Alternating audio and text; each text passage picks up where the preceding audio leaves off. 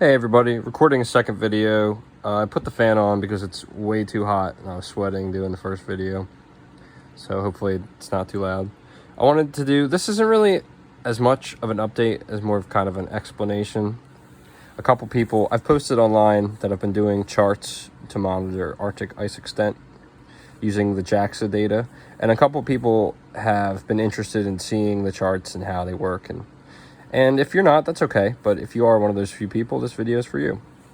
So I started this project in September 26th, 2022.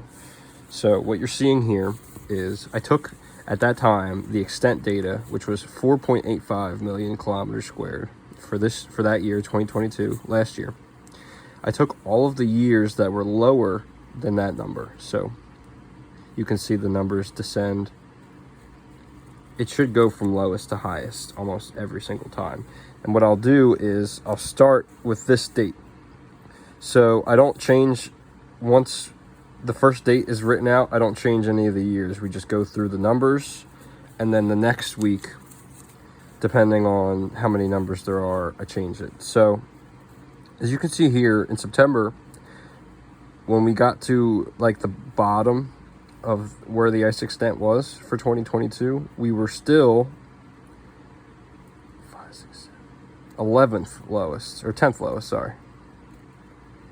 And 2012 is here at the bottom. That's the quote-unquote worst year.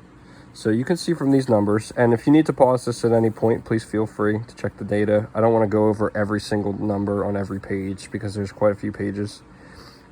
You'll see, well, I just really want to get the point across that when we finished the melt season in September of last year, we were 10th lowest. But as you can see through these pages, and I'll start going through, this goes to October. Once we get into October, see how I cross these out here? I stopped doing that, and I stopped doing this switch. When I started this project, I started indicating which numbers were higher and lower. I don't think any of that data is as relevant now, 5 months later. But here you can see in October, we were at 5.27 million kilometers, and 2012 was at 4.03.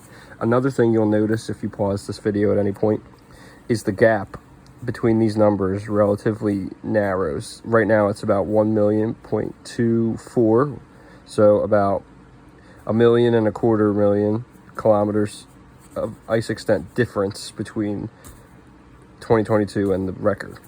So as we go through, this is October. Here we are 8th lowest. And now here it didn't change at all, but you'll notice that the amount of numbers will begin to shrink. In middle October, we were at 6.13, 2020 is at 4.94. So that's about 1.17. So the number's already the gap is already slowly getting smaller. Then we move to October 25th, 7.37, and now other years are lower than 2012. Our gap for 2012 is only about 300,000 kilometers squared, but our gap to the lowest number changes a little bit. I didn't do this math ahead of time, so I'm just going to be doing a couple quick equations in my head. Nothing too serious. So as we move into November, the numbers grow a little bit, and at the time I thought this was good. You know, no super cause for alarm. We're at 862 here, 744 is the lowest. That's about 1.18 million kilometers difference.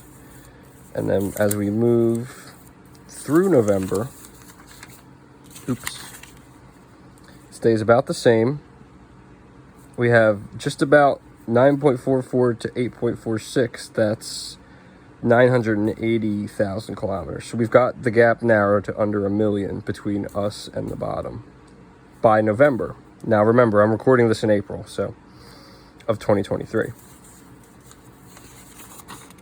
We go to November, and you can also notice, there's some errors here. A couple rare errors. Stone doing this late at night. So now we're still at 8th. The gap, 922 to 1005. That's 830,000 kilometers squared. So still narrowing. And what happens here?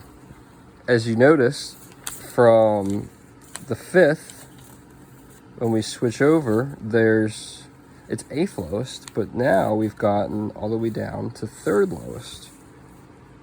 Because 2022, the ice isn't climbing as fast as all the other years were. So now we're 3rd lowest on record by the start of winter. And this is the point when we started staying under 7th lowest that I started using.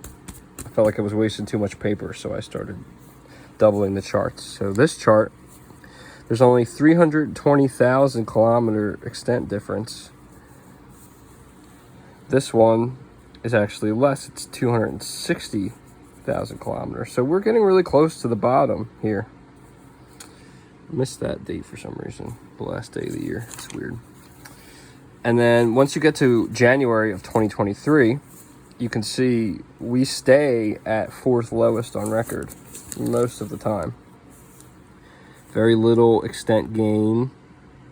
And like I said, if you need to pause this at any point, please feel free. I'm already gotten 6 minutes though, so I don't want to stop and look at every number. 20K, 20, 20, 30, 10, 10, 20. Very small gains. And that's been basically the story for most of winter into spring. Here, we're 2nd lowest on record. That's, I think, the closest we got to getting to the record. About 40,000 kilometers extent difference here. It's huge. Nobody's talking about it, of course. 3rd lowest here. And if you need to pause it all, you can see a lot of very small 20s. There's a 60. That's probably 60K, I think, is our biggest increase of the whole year. We had a few 60s, and that's it. Decline here. Some declines already in February. And then March, we got a little bit. So our ice started growing compared to some of the other years that got low early. So now we're back up to 8th here. But then you can see, as we started declining, then we're all the way back down to 4th. There's a lot of topsy-turvy cycling and stuff. And now we have the last update. So 4th lowest from March 23rd on. And this is where we're at. And a reminder that I'm using JAXA VisHop data. And I'll actually show you guys real quick how to do these. So I'm recording this right now on April 7th. So April 7th data has not come out yet. These 2 days have come out. So what you're going to do, if you want to make a chart like this at any point, is you take the day it is. So you move the cursor over. 4/5 is 13.49. So we're going to write it in. And the day after was 13.48.